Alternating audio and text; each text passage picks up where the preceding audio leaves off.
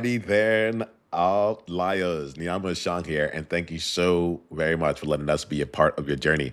We're coming back at you here with an incredible Outliers Edge live conversation where we have three awesome outliers who are not just making things happen in their world, but they're continuing to challenge and expand their status quo to continue to reach new heights and new levels. We have Jonathan, Randy, and Eliav today. I'm really glad to have each of you here. Thank you so much for making this a part of your day. Heck Thank yeah, you for thanks for having me. having Thank you. All right. So, Outliers, in this roundtable here, this conversation is not just between the four of us. It also includes you. So, if there's anything that you're hearing, anything that you're curious about, go ahead and leave a comment in the chat, and we'll incorporate it. We'll see how we can continue to grow in the conversation. What I like to do is make sure the Outliers actually get a chance to get to know each of you. So, why don't we start with you, Jonathan? Would you mind letting us know more about you and the game you're currently playing? Yeah, so I'm Jonathan Shroyer. I live in the Bay Area.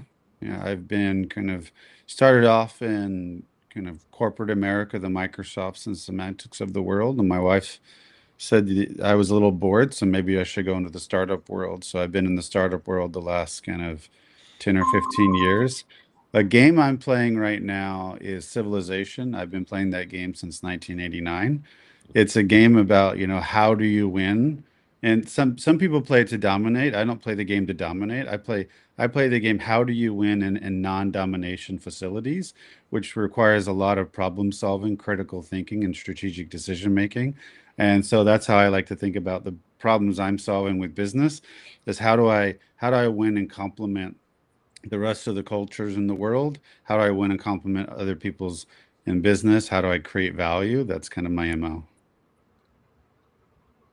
Oh, well, I appreciate that, Jonathan. I'm excited to dive further into that as we go along. Let me ask you this: like, for any outlier that's listening to this here, I hear the overarching mission or the overarching MO. How exactly do you go about doing this? We'll just give a little bit of time to this, just so that like we get a chance to see like, oh, what is Jonathan up to in the world?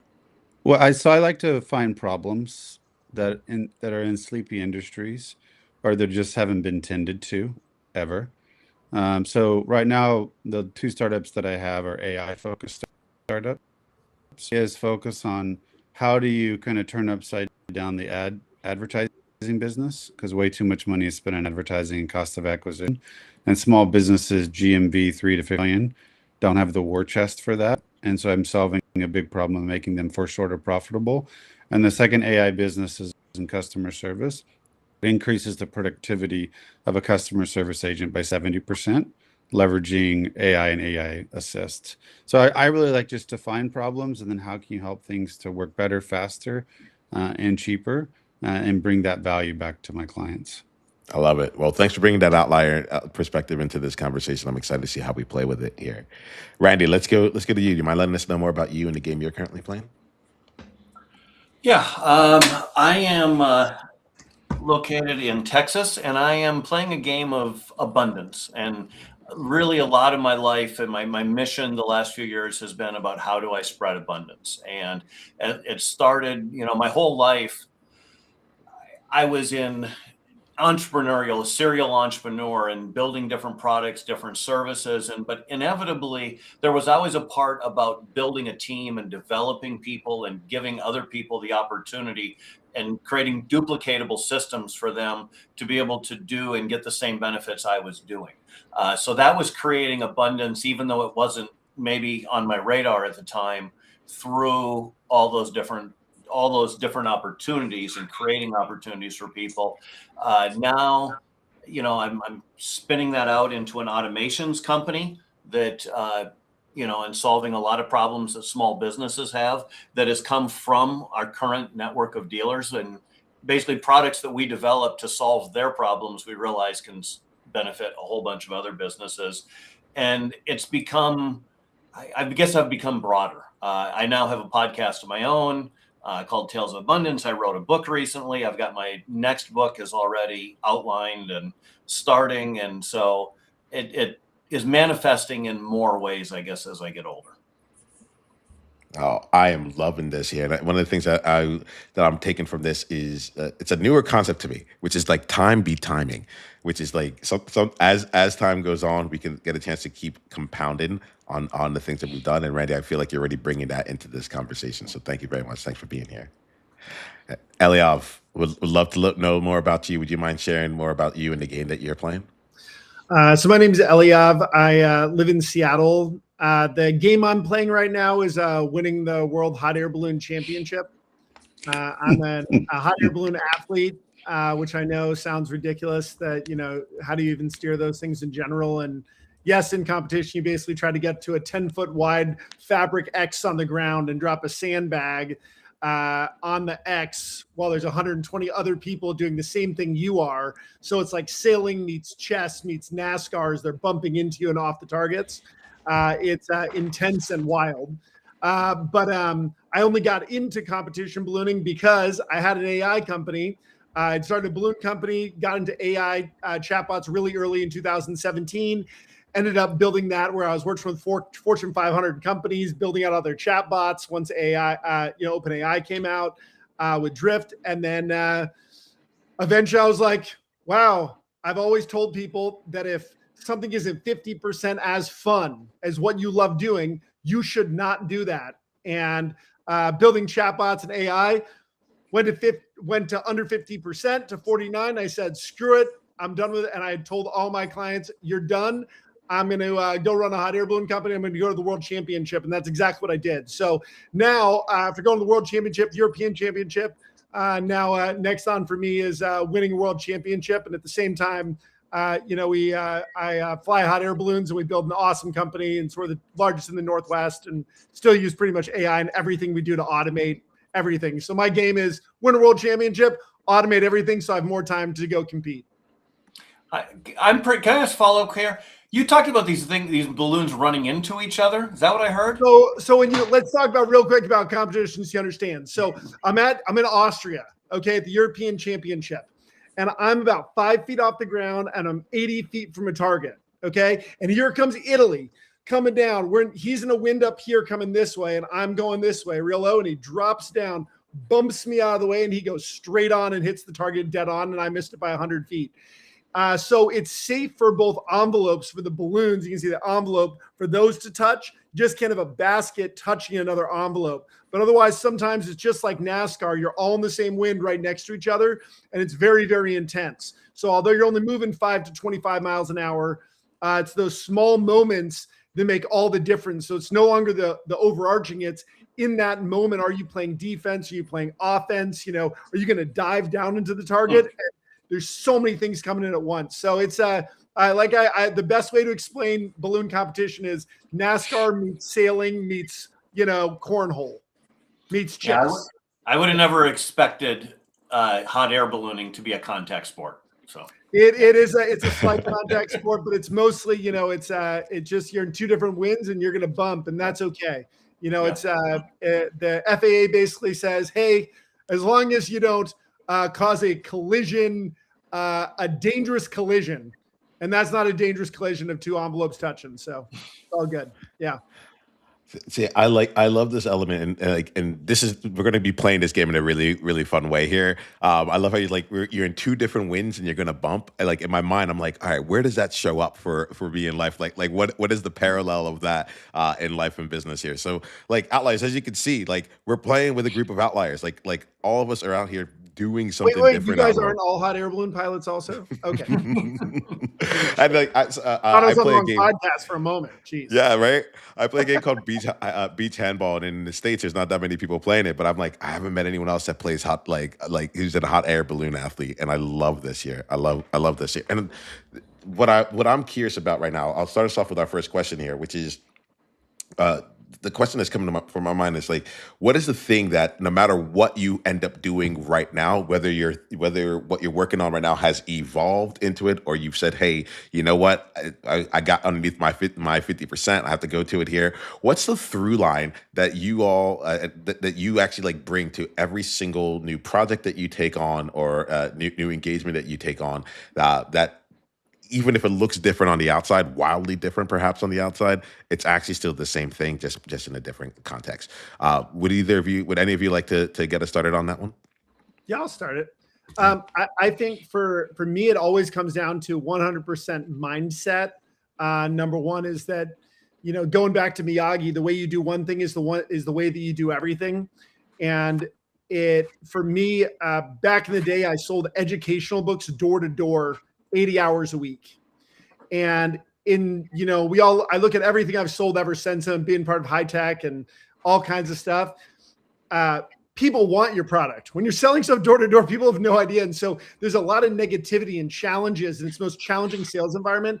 And if you can find a way to be positive and motivate yourself and create goals for yourself, you're going to be successful no matter what you do. And so I find the same thing. And whenever I'm taking on a new project, it's what is my goal and I know that I'm going to be 100% committed to it. And then it's doing it with in an extraordinary way, creating extraordinary customer service, creating it in a way that is that people are delighted by. And in everything I do, that's what it all comes down to. And of course, for me, it's my favorite quote in the world, which is, from Boiler Room, where the guy looks at me, you guys all see Boiler Room, right? Where there's like selling fake stocks, and the guy goes, "How are you so good?" And he's like, "It's because I'm Jewish and I have the mind of a champion." So I just take that with everything I do. I have a mind of a champion. So I love it. I mean, I think for me, so I kind of look at two things. So I have autism. And so I tend to have some sensitivities and then some strengths, if that were. And so data is one of my strengths. Being able to comprehend massive amounts of information is a second one. And then my third one is, how do you simplify this so everybody else can understand the value? So wherever I'm at, I'm always looking at, well, what's the data saying? What's all of the information that people are trying to comprehend, and then how do you distill that down into something that can provide kind of that 10x value? So whether I'm in AI gaming, or whether it's a startup that I did with services, or earlier in my career when I was a forecaster, it was all about those three things, and that's kind of been the theme that's been throughout my career. So for me, I would say if I'm going to go through my whole career, it's been something that's interesting to me. The first business that I ever had was, it was fascinating, but in retrospect, it sucked, right? It was just a grind, and I was interviewing people nonstop and constantly recruiting. It was direct sales, and I grew so much and I learned so much. So for that season of my life, that was interesting. Now that would be like, I'd rather go to the tallest building in town and jump and go back and run that business, right? It was interesting to me when I was 20, 21, 22, 25, and then it stopped being interesting. And I walked away from really significant money for that time frame and opportunity. And they were trying to promote me. And I was like, oh my God, if I take this promotion, I think I was 25 at the time. I was like, if I take this promotion, I kind of realized I almost could never leave. Right. And I, even though I didn't have a plan, I realized I had to get out. And I've, done that throughout my career.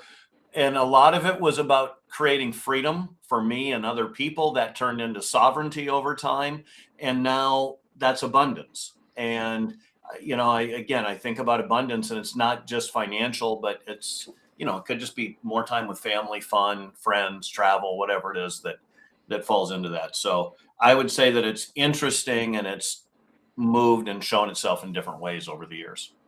That's one of my favorite things, Randy, that I've always told to everyone when they're, trying to figure out what to do in their life, and they're in corporate America and, trying to figure out, hey, can I leave? I'm like, well, you're kind of stuck there because you make too much money. And I was talking to my friend James the other day, and he's, makes $300,000 at his, being a VP of marketing at a decent sized company. And he goes, yeah, I just want to, I just need to save a little bit more. So I've got like my backup. And I was like, no, you don't need the backup. The backup is what screws you. Because if you have a backup, you don't have to be successful. There's no reason to go and win, right? Yeah. And I go, your backup is you go get another job going a VP of whatever else again, which any of us can all go get tomorrow if we weren't going to do our own thing. And so I totally hear what you're saying, Randy. It's really being able to do that is giant. Yeah. No, I totally agree. I always say the thing that you should bet on is yourself. especially after you have enough experience in your career. And I love, Randy, that you're talking about abundance because I meditate every morning and I meditate about abundance every single morning. I have 4 or 5 phrases that I say to myself where What are your I'm positive affirmation phrases that you say to yourself every morning? Just out of curiosity. So the first one is about my family. And so I am so happy and grateful that Kristen, Anderson, and Jonathan are both lovable and love each other and treat each other with kindness and gentleness throughout the day. So that's the first one. So the second one I say is, I am so happy and grateful that increasing amounts of accretive opportunities, blessings, wealth, money, and gifts come to me in different and diverse ways seamlessly. And then the third one I do is, I'm so happy and grateful that I love myself for who I am and for who I'm not, and that I have a purpose that will unfold itself to me in the time that is needed. And then the last one I've added as a entrepreneur is, I'm so happy and grateful that investors are interested in what I'm doing and are willing to provide their knowledge, their money, or their time to help me benefit the goodness of humanity. So those are kind of my 4 affirmations that I say almost every morning. That's awesome. Yeah, they're really well thought out. Yeah, those are mine extremely. tend to be more from the hip when I do them. Mine are like, I'm awesome. I'm ultra cool. I'm a badass. I'm going to crush it right now. You know, very in the moment. And then, of course, I look at myself in the mirror every day and go, you good looking thing. Don't you ever die. You know, mine are very in the moment, not so thought out. I appreciate that yours. Well, I think, Randy, but I built mine based off of the abundance concept. Yeah. So if you think about each of those are abundant, rooted. And then one of the things I've learned about the universe, regardless of your belief system, we'll just call it the universe, is that when you try to force the universe to your will, you always get stuck in the rocks on the side of the river. But if you keep the mindset open and let the universe flow you down the river, then you can continue to go towards the journey, the goal, and the destination of what you're intended to do, rather than trying to force your will on this universal opportunity. Yeah, that's a big lesson right there. That's one I've done some work on myself in various ways, figuring that out. Is I used to think I had to figure everything out myself, right? And there's so. Wait, you say you don't? Yeah, amazingly, if you ask the universe, it will generally just give you the answers, right? People have done so much of the stuff that I had to figure out from scratch. I now understand people have figured out before, and I can, even if I want to improve it 5 or 10% or, down the road, it was so much easier to look at best practices than have to start from the beginning every time.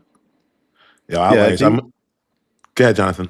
I was going to say one last thing is, I think that what's cool, Randy, about what you said is when I do these affirmations, it also changed my mindset to be less worried and less stressed about what I control and what I don't control, and focus more on, well, what is the opportunities the universe is presenting to me, and then it's my job to apply. It's my job to go after it, right? The universe isn't just handing me something, right? There's this beautiful opportunity. Now I got to grab it. I got to do the hard work. I got to run with it because it's the right opportunity. But I love what you said there, Randy. There's a few things. So Outliers, as you're talking, y'all are all saying your like what you say to yourself. I realize right now that I dropped my practice. I had this practice. It should be like a 12-minute manifesto that I would go and say, and I had all my arms were up in the air, it was everything. I'm like, I have to get back into this here. Jonathan, what I got about your statements was that you say it, you knew you didn't know you were going to bring it into this space, and I could feel how rooted that was for you. And I'm thinking about here Outliers. One, put in a comment if there's anything that you do to cultivate abundance, bring yourself back into yourself, lift yourself into the being that you want to be out in the world. Go put that into the comments here. Let us know your practice with it. And two, if you're not doing it, let's clearly there's something in this space where I'm going to encourage us to step into it. So this is as you're talking, there was a number of different places that really got me, and I think that one of the things right now that's playing out for me is this. Randy, you brought up freedom, sovereignty, abundance, right? And you talked about it as a bit of a progression. So we were talking right now here about abundance, and we may not spend too much time on this here, but I was really interested in like the distinctions you have around like the freedom versus the sovereignty, like how you see each of those three differently. And so I'll use that as the first part to step into. But for the conversation we can have can either be directly about that, or if there's like an understanding of the world, or how you operate business and impact that has evolved over time. Like I would love to hear if y'all have any like frameworks or any yeah, I'll just use the word frameworks right now for it. But Randy, you really struck me when you talked about that progression. Yeah, I mean, when I was young, it was freedom, right? Part of that's growing up in America, the land of the free, and all of that. But and I grew up. My dad was a farmer, and it was just, I, you know, I wanted to be able to be free, and I'm not particularly fond of people telling me what to do, right, or telling me I can't do something or whatever else. So there was a lot of it, and that was there for years, and then that added things like if you're financially free, that opens up more opportunity and you can whether it's to work how you want, live where you want, travel where you want, eat the food you want. Sovereignty came more about being in control, right? Because we can be free and we're still not in control of our lives, and being able to just little things. I put solar on the top of my house a year or two ago, not necessarily because it was a good financial decision, but I live in Texas. We had, a couple of years ago, we had an ice storm and we didn't have power for 5 days. Well, I'd rather not live through that again. Now, if we do that again, I'll have power on top of my roof, right? So that's a little thing giving me sovereignty where I don't have to rely on anybody else. And abundance, I think, is more of a realization of me serving and meeting people where they are at, because it seems like everybody would want freedom and sovereignty, but lots of people don't care. And even if they go, yeah, I'd like it, but they don't really care. So it's more meeting people where they're at, giving them tools or helping them to hit their goals, whatever their goals are, because they have different ideas about how to fix the world and how to change the world. And I think that just if you give people the tools to search, and for them, it might be something as simple as just spending time with family. I mean, I know as I've traveled, one of the most valuable things I've ever gotten is when you go to poor places and you think, oh God, how terrible this looks. But then everybody's smiling, everybody's happy, everybody, like, they don't even know what they don't have. And I'm like, oh, they just have different goals than we have. They're not so caught up in the material things that a lot of times we are in the US and some of that. So, I mean, I could go on about this, but I'll shut up there. Yeah, I think it comes down a lot to community as well. And Yeah. you're talking about, Jonathan, about, stepping into the action when you create something, like when you put something out into the universe, then the action shows up and it's your job to step into it and take it, right? And either you choose that action at that moment or you don't. And one of the things that happened last year, I was trying to figure out a way, like, how do I do more PR, inside of the community? Because like we land on private people's property, right? Like we're literally landing on farms or landing in people's front yards, right? Like most people like us, but like every once in a while you're gonna have someone who doesn't. I was like, how do I solve that without looking like I'm solving it? Right? Because if I try to do some PR thing, it's like I'm pushing it too hard, right? Jonathan, you're talking about like or one of you, I don't know, it was like you can't push the universe right into it. Jonathan, you're saying you just kind of have to be where it is and meet it where it is. And so I've been trying to come up with something, trying to push, and finally there was a Facebook post. And someone said that the kids at the local school district where I fly over, that some of the kids didn't have lunch money. They had a deficit and were getting cheese sandwiches for lunch. And I was like, that's crazy. And it's snowing outside in Seattle. And I'm like, man, if I could do a hot air balloon glow and, bring a bunch of hot air balloons to a park basically at night, glow them, we could raise like $25,000 in like 2 hours. Never done that before, by the way. Right. But I was like, hey, we could do this. And I looked the next day, and on Friday, a week, 6 days out, the weather was going to be perfect. I was like, it's going to be cold, snow on the ground. It took literally that action at that moment. It took me an hour, literally got in touch with a farm who was willing to help us do it, got in touch with the balloonist, and I literally put it online. I didn't even know how much we needed, like the deficit of the school. And that was on a Saturday, and by Sunday morning, we'd already raised $12,000. And then all of a sudden, all these community partners start coming in. And it was the abundance was really about like the community coming together for a reason that actually made sense. And ultimately, did it make a huge difference for us? Yeah. Everyone loved us because we raised $22,500 in 2 hours to help kids with food, having food at school, right? And pay off all the school lunch debt. That ended up being $17,000 in credit fund. That was like, it was something that was a goal of mine that I wanted to do. But instead of trying to push it, it was, hey, how do we bring the whole community together? And that was really the abundance, is this amazing community now that we have that supports what we do, but also like, I was amazed people coming out of the framework to be able to do it, willing to, like, businesses or individuals donating money. Again, who doesn't want kids to be, not hungry? I mean, like, what a challenging thing to raise money for. But it was an interesting way of trying to pressure something and then finding that the abundance is really bringing community together, and how those communities work together with each of their own goals, but putting it past their own goals to make a difference. And in that making a difference, everyone actually gets what they want. I love that. Yeah. I'm really struck by it right now. Like, so there's an element right now of of the push energy versus the pull energy, the abundant energy versus like trying to make something come to life. And Eliav, as you talk about community, like that hits me really hard, because as we're having these conversations, we're here in this space here, but I know that there's something that I'm trying to build myself right now, and I'm finding and I'm going to bring this in because I respect each of you, and I think we can. I'd like to see how y'all play, and each of you play very differently. I like that. Like I like your styles here. So here goes a question that's been sitting on my heart, and I think it just became real for me in the last few hours. But I think there are other outliers out here that might be in a similar place. It's the difference between let's go, Eliav, with your story right here. It's the difference between like, oh, maybe we can go raise some money and take an action to like go raise some money. Maybe you get like $2,000 or whatever it is, through that action, and saying, no, we're gonna like go and like raise 25K in 2 hours. Otherwise, it's not inspiring. That's the problem. It's uninspiring when someone says to me, hey, I want to raise $2,000 for cancer. I'm like, why not $1 million? Like, do something that's actually, if it's not inspiring, it comes back to Randy saying it's interesting, right? Like, that's been a lot of conversation. Sorry, I didn't mean to cut you off. No, this is great. I want to keep going, because like I'm sitting here like just like, oh, I know that there are different projects that I've taken on that have set a reasonable goal, and it just has gotten meh. as a result. It doesn't feel like the average. It feels like the average way, not the outlier way. And so I'm really curious for y'all, and like tapping into that, because I know that the outliers listening to this, they've done big things. They're going to continue to do big things, and I think that there's what I feel about y'all is that you have found a way to consistently do big things.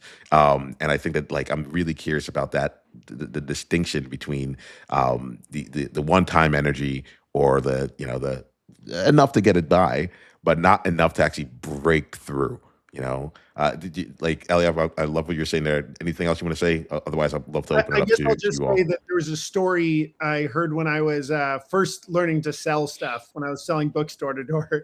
And I go back to a lot of that because I learned so much of that. I met like 40,000 people, and you learn a lot in training and coaching people. I mean, it's insane. But I remember this story of my manager telling me about like these fleas in a glass jar, and it's like, you put the top on the jar, and the fleas will jump, and they keep hitting their heads on it, and eventually you can just take it off and they'll never jump out.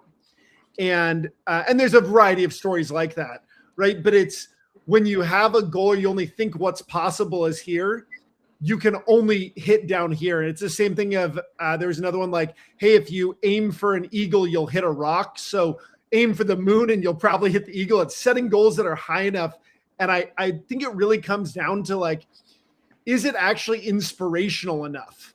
And when you talk about like doing these things often, this was another conversation I had with a friend of mine. He wanted to do this project about like how marriage is not a ball and chain. And I was like, yeah, you're going to get people together and have a conversation. That sounds absolutely uninspiring in every way. And he goes, well, what would you do? I was like, I don't know, like get a bunch of people together who are going to create cool projects, and like, let's have them in 30 days or 20 days, literally have 5 awesome people together and create awesome projects. And out of that, we created Being Awesome is Awesome Fest. And it was literally just come up with insane community projects, get 5 movers and shakers together and create something awesome. And we literally did it in 30 days. And so I realized that anything can happen in 21 days like a habit. Great. You can do anything you want in 21 days. And I guarantee if Randy, Jonathan, Nima, the 4 of us got together and we're like, hey, let's go break a world record. We would come up with one on this call here and probably break it in 2 weeks, right? Or if we came up with it. So it doesn't mean that like you're going to solve world hunger in 21 days, right? But could you create amazing community projects? There was a guy who in one of our things, he had had his nonprofit. They were trying to get prosthetic legs for people in Africa, right? Like people who did not have a leg, and he'd gotten 20 legs, and he came to Awesome Fest and we got 300 legs in a week and a half.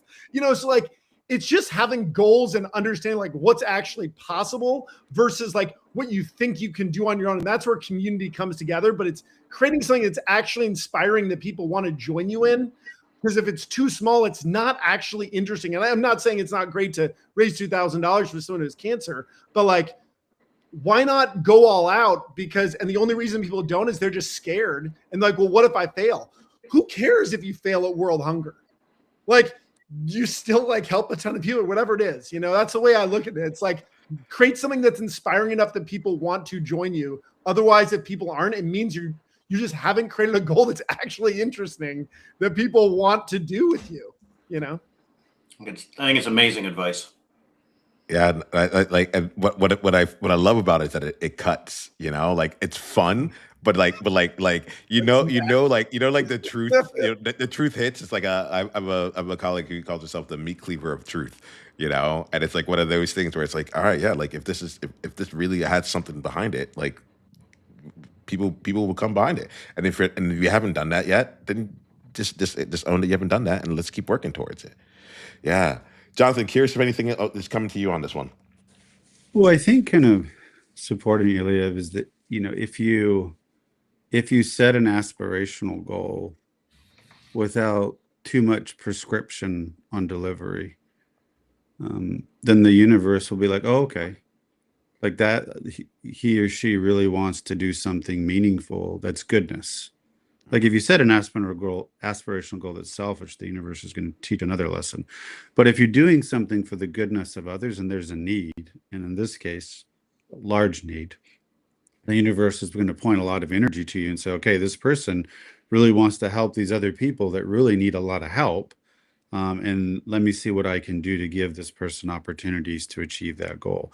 Whereas if you tell the universe you want to set a small goal, well, the universe is going to be okay, well, I'll help this person out in small ways. So I think it does come back to the mindset that you have and what you want to achieve. And it's about how much impact do you want to make? As a human, we can make small impact or we can make big impact in business and philanthropy, but it's our choice. We have to bet on ourselves, put fear to the side, and just believe that have faith that a way will come in front of us if we have a good aligned vision and goal that provides goodness or extensive value to others. Yeah, I love this whole line of thinking, and Eliav has me thinking about it in my own perspective. But from somebody that grew up in rural Minnesota and the people that I thought were rich were lower middle class, right? But those were the rich people in my mind. And for me, it was a lot of steps along the way and a lot of growing and a lot of changing beliefs and mindsets that, I don't know that I certainly didn't have the belief systems myself to think really, really massively when I was 18, 19, 20 years old. But that, it expanded and I learned something and it expanded, and then a new opportunity came and I was oh, that's possible. And it just, so for me, it's decades of building on, where I started and what was there, and frankly, changing belief systems. I had a scarcity mindset as a kid, until not that many years ago, and especially when it came to money, at least I had a scarcity mindset, not so much in other ways. Right. And there's, more deeper stuff about there. I had beliefs that if you had a lot of money, you were a bad person. Right. And you couldn't be a good person. And so it was almost self-sabotaging for I'd make money and lose money and make money and lose money because, I think I didn't want to be a bad person. And if you had a lot of money, you were a bad person. So I do think people need to just go, where are you? Go as far as you can see. And when you get there, you'll be able to see further. I think organizations also run into the same challenge, because I remember when we were there was this local group during Awesome Fest. And again, I did this a couple times because it's just like when I was like, I need to be inspired. Like, let's go create, like, bring some community together, and we'll get a bunch of mover and shakers and have someone donate the space and create something cool. A bunch of people coming together with their superpowers, right? Do something neat. And there was this guy who, Beto, really awesome guy who like works with immigrants in helping them in getting like businesses started, and he wanted to do it in Spanish and all this stuff. And they go, yeah, we really need, like, I'm working with the food bank, and we really need like a new fridge. And I was like, there's nothing inspiring about a new fridge, right? Like, that is not an inspiring thing. Like, great, I know you need a new fridge. Congratulations. And in the end, we figured it out that the real inspirational piece there was, hey, what if we brought all these people who had started businesses and they come together to help run the event, where then we fundraise and raise $250,000 or whatever.